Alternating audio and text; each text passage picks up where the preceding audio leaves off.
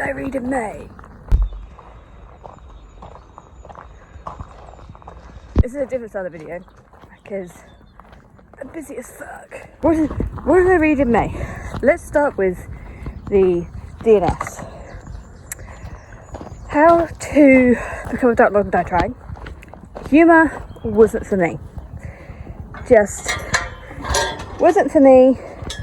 Really didn't do it. I found it a bit repetitive and I found the snarky main character annoying after a while. Like, to begin with, it went really well, but it just wasn't what I ended up expecting happening. So, didn't like that. Also, DNF Descendant. It just has its market. I'm not its market. Lesser Devil. I read Lesser Devil and it was okay. It wasn't as short as it was. I didn't do it already. I did DNF'd it. Not a fan of Crispin.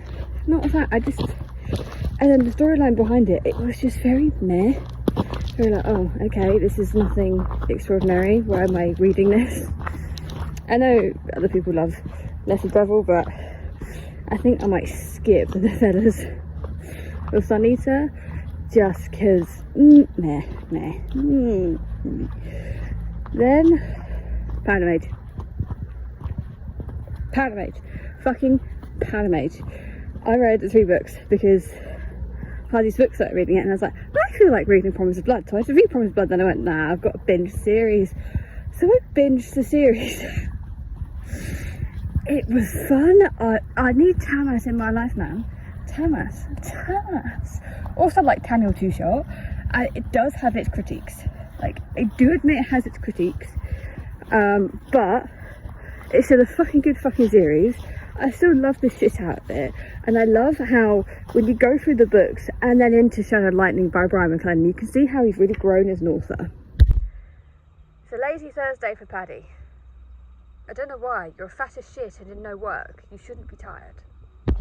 Talking of Brian McClellan, I did also read In the Shadow of Lightning, which better on a reread. On the first read, I think I was comparing it too much to Powder Mage, and it's a different book than Powder Mage. They're still going through stuff, but the magic system in this is really fucking cool, and it's like glass makers, and so I don't want to spoil too much, but I really like it. I like the main character. I don't know how I fucking forgot that there was 2 female main characters. I forgot like 2 characters, POV characters in this book between my first read and this read. But it was cool as fucking fuck. I love the shit out of it. And I have high hopes for 2. And Baby Montego. I don't know why I haven't read the novella yet. It's fucking Baby Montego. He's like one of the best characters in the whole fucking thing. Like, I love the shit out of him. It's just so cool. Like, it's amazing. What do you think, Rebel? Do you agree? Do you agree? It's the coolest shit book, yeah? Yeah? Talking of rereads, I also reread Valor. If you have not read John Gwynne, if you don't know about the Faith and the Fallen, where the fuck have you been living? Go fucking read this shit. It slaps like nothing else. Like, from Valor upwards, it just gets better and better.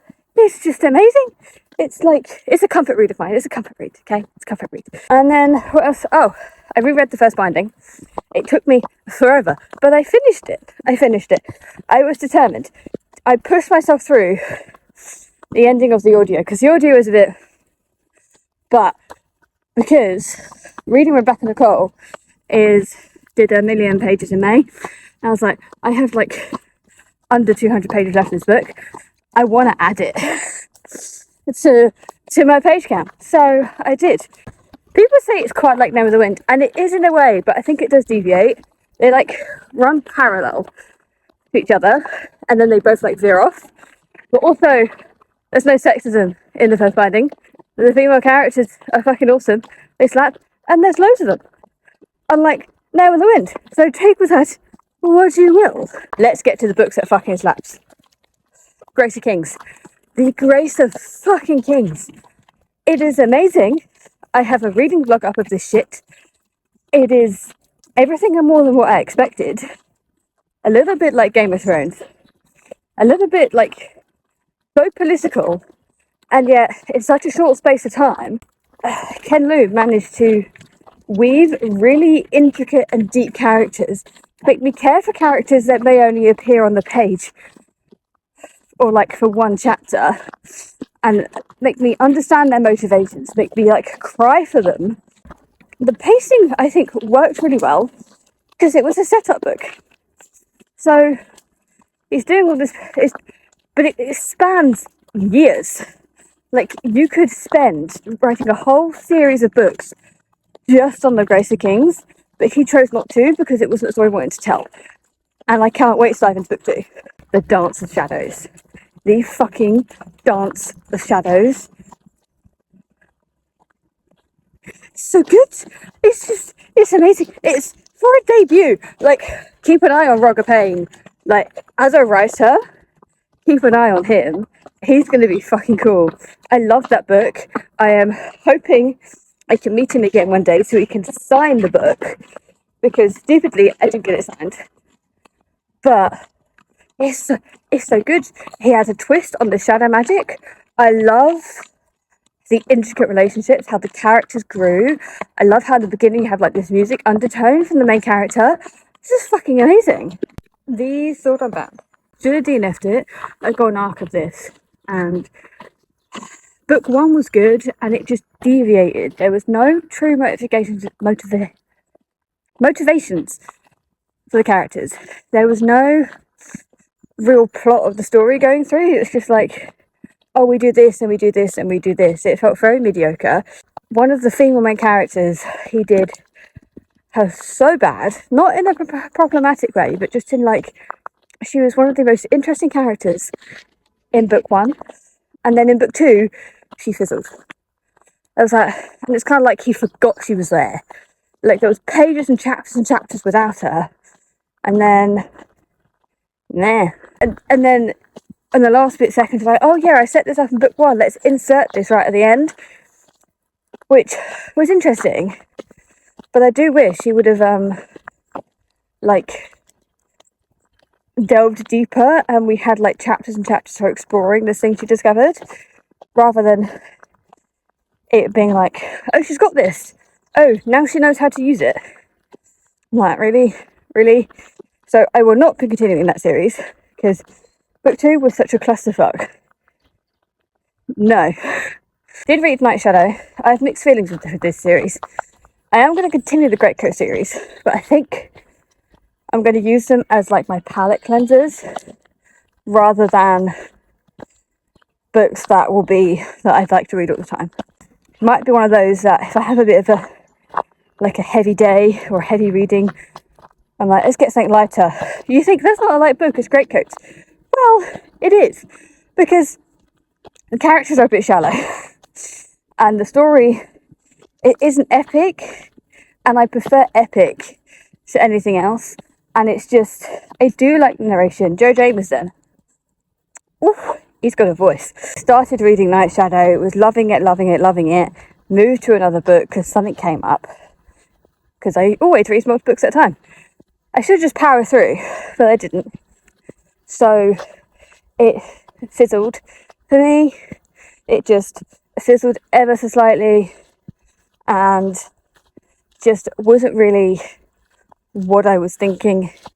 Like, I sort of fizzled out of the mood for it, went back to listen to it so I could call it, so I could get it done, and it was just nah. I felt the same with Traitor's Blade. I loved the beginning, middle went nah, did enjoy the end, which made me want to pick up book 2, but I think this is the same kind of thing. So I don't know, I had the same feeling, lovely segue here, to Crucible of Chaos, which I also read by Sebastian de Castell, because I actually met the guy.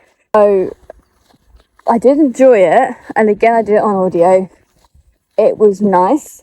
I enjoyed the beginning, and the middle fizzled, but the ending picked up. But this had a deeper character moments, especially with one of the side characters. Like, I think Sebastian de Castell really thought through what he wanted her to be and how the story was going to be crafted around that, and he built the story kind of around her a little bit more than anything else, and it was good, and it makes me excited to start Play of Shadows. I am going to do that physically. When? Who fucking knows? I have too many books on my TBR. Slightly overwhelming me now. The will of the many. The will of the many. I finally finished it, like half the book in like a day. I read 50% a day.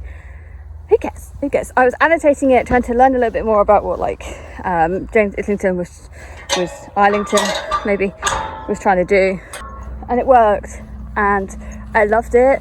The ending was even better. I thought it was better on the reread. It was so good. I do recommend the audio, but also physically, it's fucking slaps balls, man. It fucking slaps. It's so good. I love the shit out of this, and I'm hoping. Hello, Luna. We are hoping for a early 2025 release, but it's good fucking shit. Everybody needs to go read it. This is the book that is me. I am the book is me. I am the personality of the book. Fucking love this. Fucking love all this shit. You alright, Mally? You alright, girl? No? Okay. Another dragon book I read was Dragon of Deepwood Fen. And why didn't I pick this up sooner? It was so fucking good. It was fucking balls, man. It was just... reminds me a lot of Anthony Ryan's Dracona series, Waking Fire. How, like, dragons... like, stuff of dragons can be drugs. How that was pretty cool. That was really cool. I love the characters. I love how... we actually have a nice Inquisitor. That makes a change from... if you've read Abercrombie, that makes a fucking change. I like how everything came through. I like how he built the world around the dragons and the society. I thought that was pretty cool.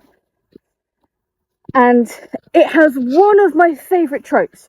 I can't tell you what it is because it's a massive fucking spoiler. So, but it happens at the end. Right at the end. So, if you've read it, you will know what my favourite trope is. And please give me more shit like that.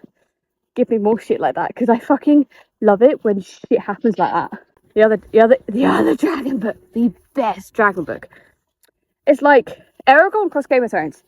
There is a red wedding moment in it. It does take a bit of time to set up. Not gonna lie, but stick with it until you get to the red wedding moment, and then it's just blazing throughout. Because I did rate it 5 stars. I love the shit out of it, but as I was listening to it, I was like, when are we going to get to the point? But I've read the author's work before, and I could sense it coming. So this is me telling you, persevere, it will appear. Dragon Rider by Tara Matharu is so fucking good shit. I loved it. I love the dragon. I love the characters. I love the world. But also, listening to Tara Matharu talk, he was talking that he sort of used like this magic system kind of thing that I think it's more in indie spaces, and I don't think it's Western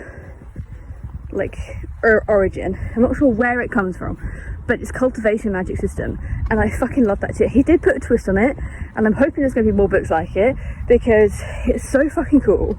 It's so amazing, and it's just everything I wanted. Like, it went really dark. I love the writing, I love the narrating, the narrator, the prose, everything. Grumpy old men. It has a grumpy old man. We need more grumpy old men. It's just a good fucking book. I could continue on and on and on about this book, but I won't. Just go fucking read it. It is absolutely amazing. And that is what I read in May. Let me know what you read in May. Let me know if you're going to read Dragon Rider, because it is fucking good shit. And I will see you in the next one.